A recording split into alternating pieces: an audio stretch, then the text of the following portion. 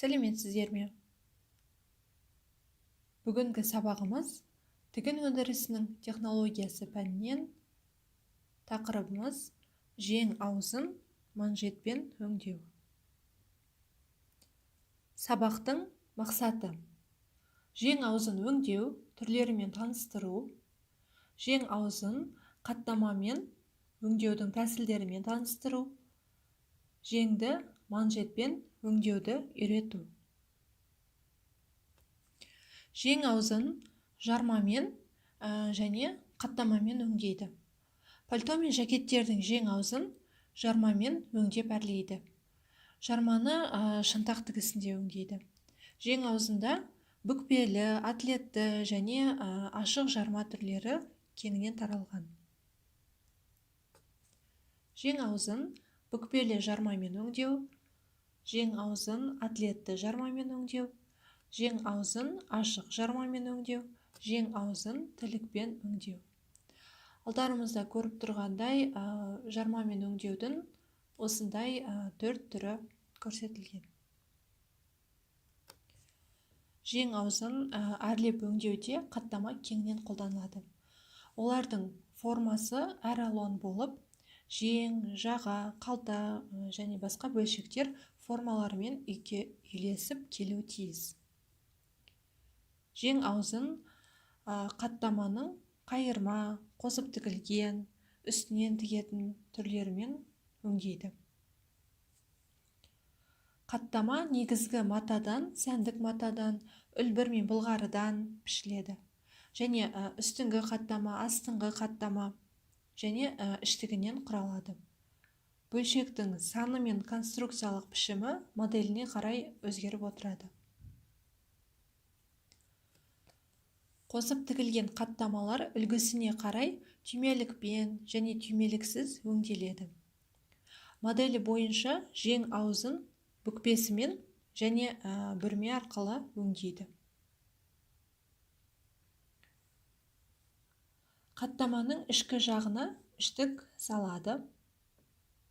Ол іштіктің қиындысы белгіленген бүкпе сызығына 2 мм қашықтықта орналасатындай есеп бойынша салынуы қажет.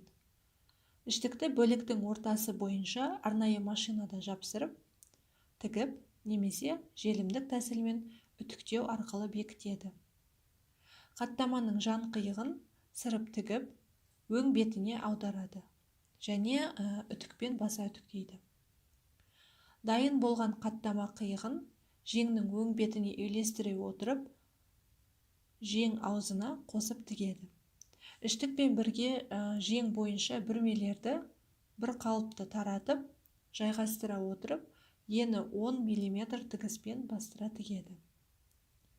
Жеңнің шынтақ иіліс қиындысын 10 мм сырып тігіп, және түймелік қиығын бастыра тігеді.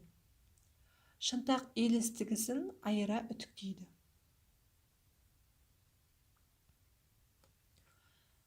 Ал қайырма қаттамаға келетін болсақ, жең аузында өңдеу әдісі үлгісіне қарай таңдалады. Қайырма қаттама жеңмен тұтас пішілуі, жең аузына қосып тігілуі, не бөлек алынатын қаттамамен өңделуі мүмкін. Қайырма қаттаманы өңдеу 2 этаптан тұрады. Қаттаманы өңдеу және қаттаманы жеңге біріктіру. Қаттамаға желімдік іштікті теріс бетінен желімдейді. Және астары мен өң беттерін беттестіріп, қиықтарын туралап, астар жағынан қаттама бұрышын ірке отырып 5 мм жүрмейді.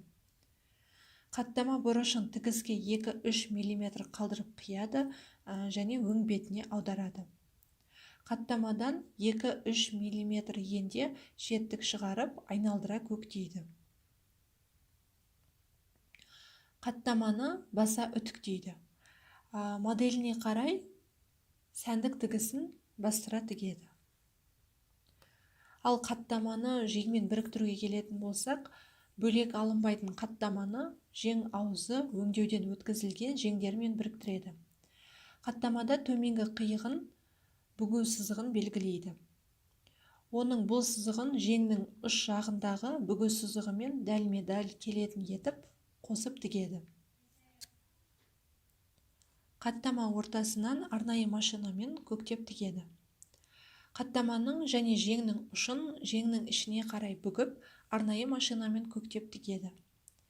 Жеңнің іштігін бір мерзімде қаттама әдіптері мен жең ұшына қосып тігеді. Одан кейін қаттаманы туралап, жоғарыда көрсетілгендей етіп бекітеді. Бөлек алынбайтын қаттаманың астыңғы жағының жең аузының бүгу ені жеңдермен біріктірілуі мүмкін. Қаттама іштігінің төменгі қиығы жеңнің астыңғы иіліс қиындысына ені 8-10 мм тігіспен қосып тігіледі. Қаттама бүкпесі мен іштіктің қосу тігісін жеңнің теріс беті жағына қарай орап өтеді де арнайы машинамен көктейді.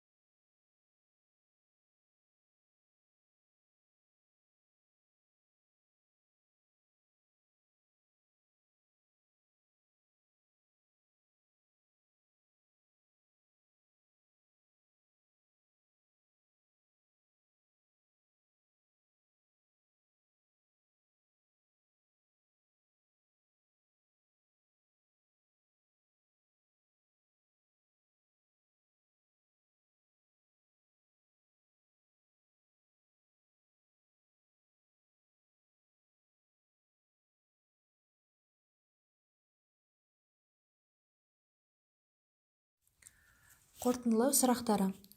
Жеңдердің аузын өңдеу әдістерін атап айтыңыз. Жең аузындағы қаттама түрлерін және өңдеу ерекшеліктерін атап айтыңыз. Қаттамасыз жең аузын өңдеу түрлерін атап айтыңыз. Қаттамалы жең аузындағы түймеліктерді өңдеу тәсілдерін көрсетіңіз.